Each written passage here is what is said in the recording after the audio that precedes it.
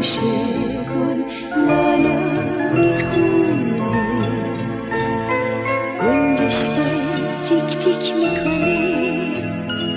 نداره لونه، گنجش که ناز زود باش بیا تو رخت خوابم، تا من برات لالا بگم پیشه بخوابم، گنجش که ناز زود باش بیا تو رخت خوابم، تا من برات لالا بگم پیشه بخوابم. صبح که بشه خورشید خانم تو آسمونه، رو درخت خونه ما میسازه لونه.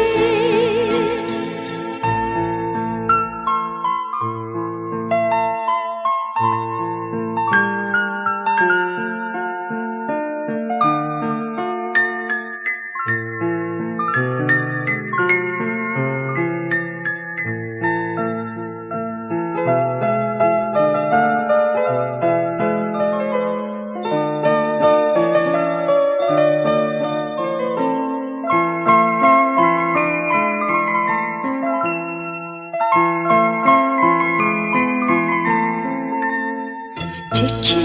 چکه قطره قطره بارون میباره، خوابیده اند پشت ابرا ماه و ستاره، بارون داره تو گوش گل لالا میخونه، بارون داره تو گوش گل لالا میخونه، گنجش که جیک جیک میکنه نداره لونه، گنجش که ناز زود باش بیا تو رخت خوابم، تا من برات لالا بگم پیشه بخوابم، گنجش که ناز زود باش بیا تو رخت خوابم، تا من برات لالا بگم پیشه